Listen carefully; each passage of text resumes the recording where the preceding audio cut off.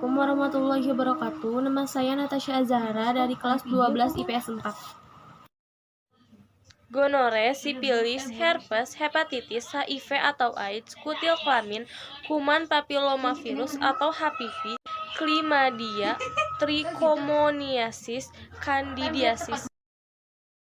Pengertian gonero atau yang disebut juga kencing nanah adalah infeksi bakteri menular seksual yang jika tidak diobati dapat menyebabkan infertilitas. Pengertian hepatitis.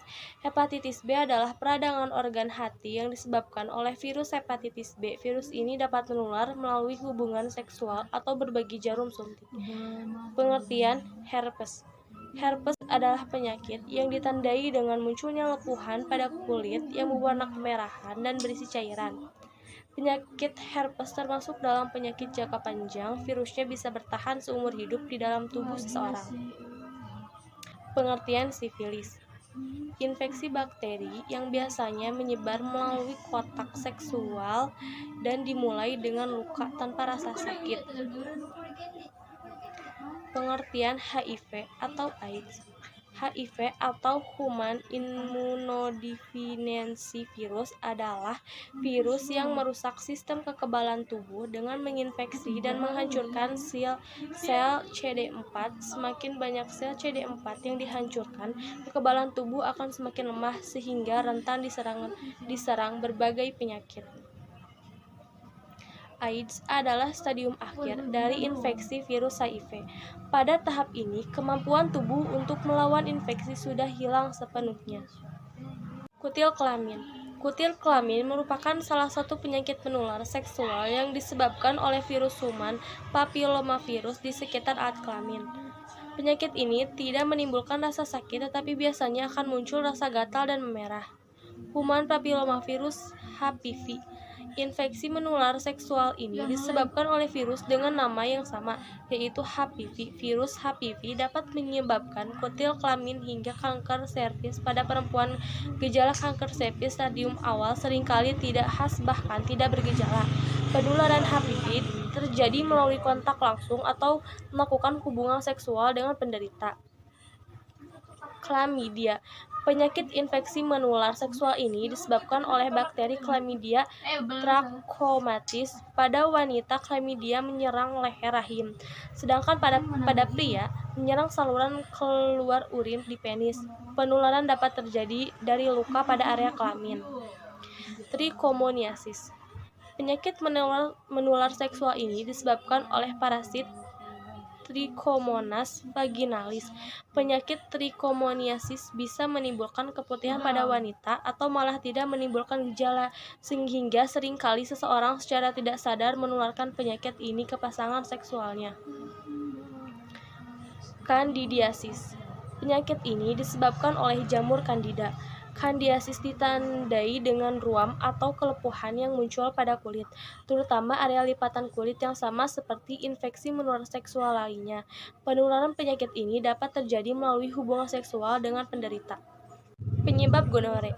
Penyebab penyakit gonore adalah bakteri Neisseria gonorrhoeae yang biasanya ditemukan di cairan penis dan alat vital wanita dari orang yang terkena infeksi tersebut. Itulah mengapa bakteri tersebut bisa menyebar dari satu orang ke orang lain melalui hubungan seksual. Pencegahan gonore. Untuk mencegah gonore datang kembali, sebaiknya terapkan seks yang aman dan setia pada satu pasangan, atau tidak bergonta-ganti pasangan, tidak melakukan hubungan seksual di luar nikah, dan gunakan kondom jika melakukan hubungan seks. Gejala gonore. Dalam banyak kasus, infeksi gonore sering tidak menimbulkan gejala. Itulah sebabnya pengidap gonore sering tidak menyadari bahwa dirinya sudah terinfeksi. Namun, bila menimbulkan gejala, umumnya gonore ditandai dengan rasa sakit atau nyeri saat buang air kecil dan keluarnya cairan kental berwarna kuning atau hijau yang vaginanya atau penis. Itulah penyebabnya. Itulah mengapa penyakit ini dikenal juga dengan sebutan kencing nanah. Penyebab herpes. Penyebab herpes adalah virus herpes simplex pada tipe 1 dan 2. Kedua virus tersebut termasuk dalam virus herpes homolysis yang digolongkan ke dalam virus DNA. Penularan infeksi herpes dan juga bisa bisa terjadi melalui kontak langsung, yakni kulit dengan kulit pengidap yang terinfeksi. Pencegahan herpes. 1. Bisa mungkin dihindari kontak fisik dengan orang lain, terutama yang memiliki luka terbuka. 2. Selalu cuci tangan secara rutin. 3. Jangan lakukan oral seks, ciuman, atau aktivitas seksual lainnya selama munculnya gejala penyakit herpes. Gejala herpes. Sejak seseorang terkena virus herpes, misalnya akibat hubungan intim yang kurang aman hingga muncul gejala, masa inkubasi memakan waktu 3-7 hari. Gejala dan perjalanan penyakit dapat dibagi ke dalam beberapa stadium, yakni 1. Infeksi primer. Gejala awal yang dijumpai berupa bintil berwarna putih tanpa berisi air atau disebut sebagai vesicle. Fase laten. Saat gejala membaik, ini bukan berarti virus herpes telah mati. Virus tersebut beristirahat di dalam sel saraf ganglion dorsalis atau saraf tulang belakang manusia. 3. Infeksi rekuren. Virus yang beristirahat pada fase laten suatu saat dapat aktif kembali. Gejala tambahan. 1. Pada pengidap wanita, gejalanya dapat terjadi dysuria atau rasa nyeri saat buang air kecil. 2. Keputihan. 3. Gejala neuropati meliputi susah buang air kecil, konstipasi atau sembelit, ataupun hilang sensasi pada kulit. Gejala hepatitis B adalah demam, nyeri otot dan sendi, sakit kepala, mual dan muntah, lemas, tidak nafsu makan, perut kembung, diare, kulit dan bagian putih mata atau seklera berwarna kuning. Penyebab hepatitis. Penularan hepatitis ini terjadi melalui hubungan seksual tanpa kondom dan berbagi jarum suntik dengan penderita hepatitis B. Hal ini karena virus hepatitis B berada di dalam darah dan cairan tubuh seperti sperma dan cairan vagina. Pencegahan hepatitis. Langkah utama untuk mencegah hepatitis B adalah melalui vaksinasi dan melakukan hubungan seksual yang aman dan tidak menyalahgunakan nafza. Penyebab sifilis.